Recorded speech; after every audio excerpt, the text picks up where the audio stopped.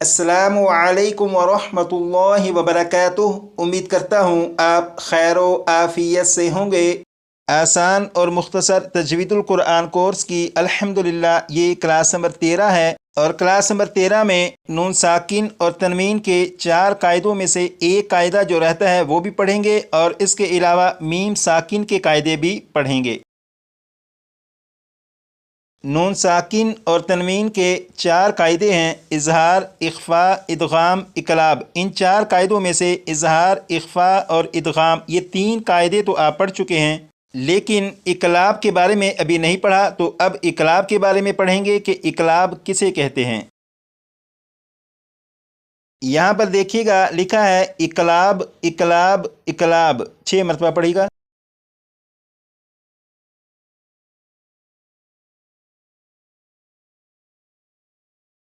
आपने पढ़ा इकलाब। इकलाब का माना यहाँ पर ब्रैकेट के अंदर लिखा हुआ है बदल देना। इकलाब का माना है बदल देना, 6 मरतबा पढ़ेगा।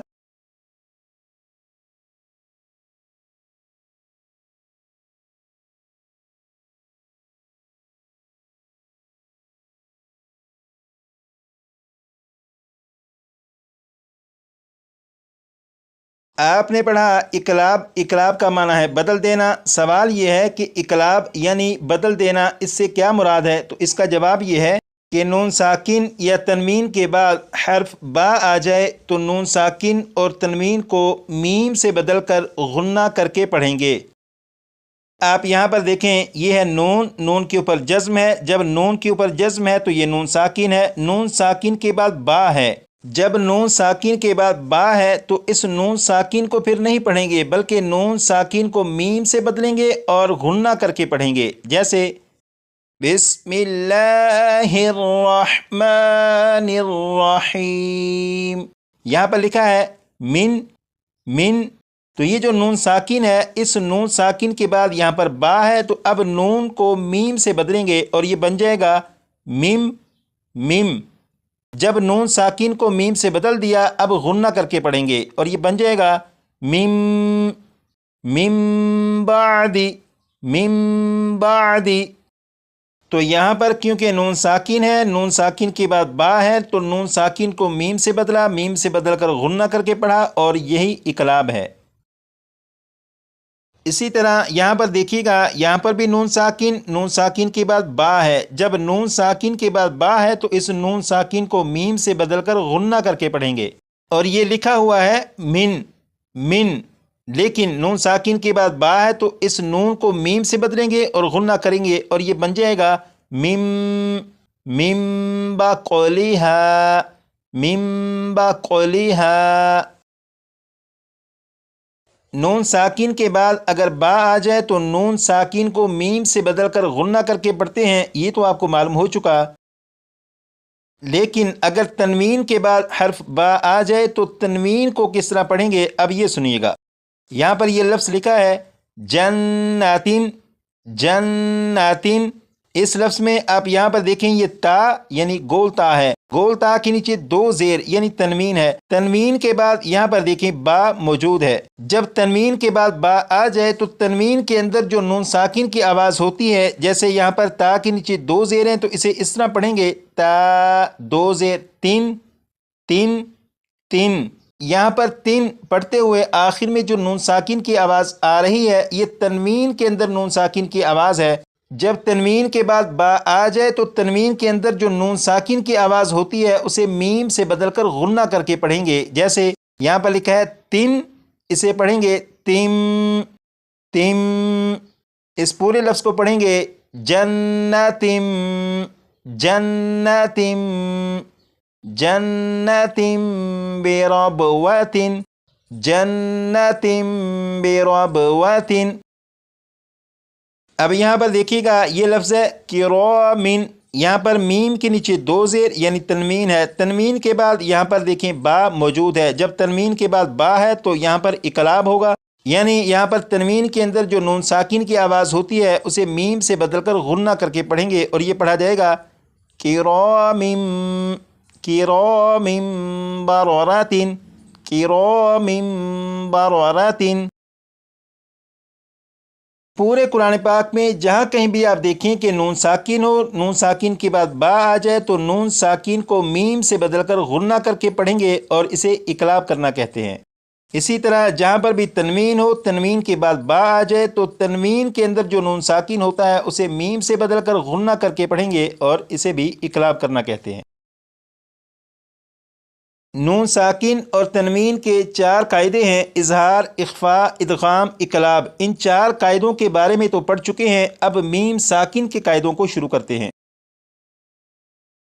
اب یہاں پر دیکھیے گا لکھا ہے میم ساکن کے بعد دوسری میم یا میم ساکن کے بعد حرف با آ جائے تو غنہ کر کے پڑھیں گے۔ ایک مرتبہ پھر میم ساکن کے بعد دوسری میم یا میم ساکن کے بعد حرف با آ جائے تو غنہ کر کے پڑھیں گے۔ اس کا مطلب یہ ہے، یہاں پر آپ دیکھیے گا یہ جو لفظ لکھا ہے فہم، اس لفظ میں یہاں پر میم کے اوپر جزم ہے، لہٰذا یہ میم ساکن ہے۔ میم ساکن کے بعد یہاں پر دوسری میم ہے، جب میم ساکن کے بعد دوسری میم ہو تو اس میم کو اس میم میں شامل کر دیں گے، ادغام کر دیں گے اور غنہ کر کے پڑھیں گے، جیسے یہ لکھا ہوا ہے فہم۔ لیکن یہاں پر کیونکہ میم ساکن کے بعد دوسری میم ہے تو اب ان دونوں لفظوں کو جب پڑھیں گے تو یہاں پر غنہ کر کے پڑھیں گے اور پڑھا جائے گا فَهُمْ مُقْمَحُونَ۔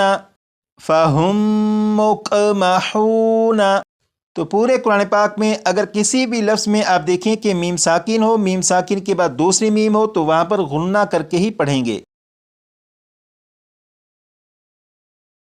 اسی طرح یہاں پر دیکھیے گا یہ ہے میم کے اوپر جزم ہے، جب میم کے اوپر جزم ہے تو یہ میم ساکن ہے۔ میم ساکن کے بعد یہاں پر با ہے، جب میم ساکن کے بعد با آ جائے تو میم ساکن میں غنہ کر کے پڑھیں گے، جیسے یہ لفظ لکھا ہوا ہے علیکم، لیکن یہاں پر میم ساکن کے بعد با ہے تو اس میم ساکن میں غنہ کر کے پڑھیں گے اور یہ پڑھا جائے گا علیکم بوکیل۔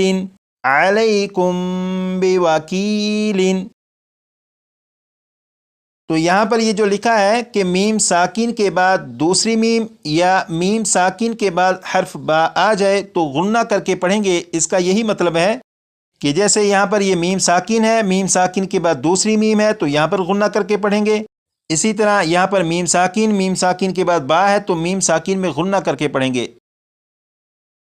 اب یہاں پر دیکھیے گا لکھا ہے میم ساکن کے بعد حرف با اور میم کے علاوہ کوئی بھی حرف آ جائے تو میم ساکن میں غنہ نہیں کریں گے۔ ایک مرتبہ پھر میم ساکن کے بعد حرف با اور میم کے علاوہ کوئی بھی حرف آ جائے تو میم ساکن میں غنہ نہیں کریں گے۔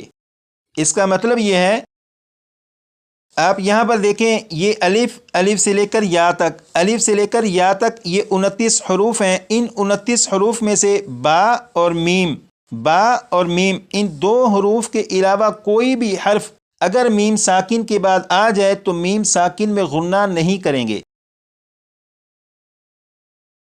جیسے یہاں پر آپ دیکھیں یہاں پر یہ میم ساکن ہے، میم ساکن کے بعد تا ہے،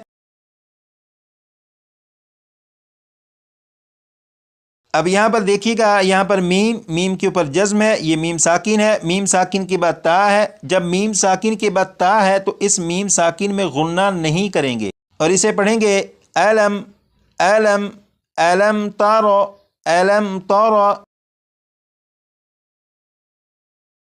اسی طرح یہاں پر بھی دیکھیں میم کے اوپر جزم، لہٰذا یہ میم ساکن ہے، میم ساکن کے بعد یہاں پر یا ہے، جب میم ساکن کے بعد یا ہے تو اس میم ساکن میں بھی غنہ نہیں کریں گے اور اسے پڑھیں گے لم یلد۔ تو یہاں پر یہ جو لکھا ہے کہ میم ساکن کے بعد حرف با اور میم کے علاوہ کوئی بھی حرف آ جائے تو میم ساکن میں غنہ نہیں کریں گے، اس کا یہی مطلب ہے کہ میم ساکن کے بعد اگر با یا میم آ جائے تو غنہ کریں گے، بقیہ کوئی بھی حرف آ جائے تو غنہ نہیں کریں گے۔ آج کی کلاس میں یہ جو سبق پڑھا اقلاب اور اس کے علاوہ میم ساکن کے جو قواعد پڑھے، یہ سبق مشکل نہیں، بہت آسان سبق ہے۔ آپ کوشش کریے گا کہ کم از کم 25 سے 30 مرتبہ پڑھ کر اس سبق کو بھی یاد کر لیجیے گا۔ آپ سے گزارش کی گئی تھی کہ اس کورس کی جب پہلی 13 کلاسیں مکمل ہوں گی تو اس کے بعد آپ کا ایک ٹیسٹ ہوگا، اور وہ ٹیسٹ 25 سوالوں پر مشتمل ہوگا۔ ہر سوال کے درست جواب کے 4 نمبر ہوں گے۔ ٹوٹل 100 نمبر کا یہ ٹیسٹ ہوگا، اور وہ 25 سوالات یہ ہیں۔ یہاں پر سوال نمبر 9 سے سوال نمبر 16 تک، یہاں پر سوال نمبر 17 سے سوال نمبر 25 تک۔ یہ جو 25 سوالات ہیں، ان 25 سوالات کے جوابات پہلی 13 کلاسوں میں موجود ہیں۔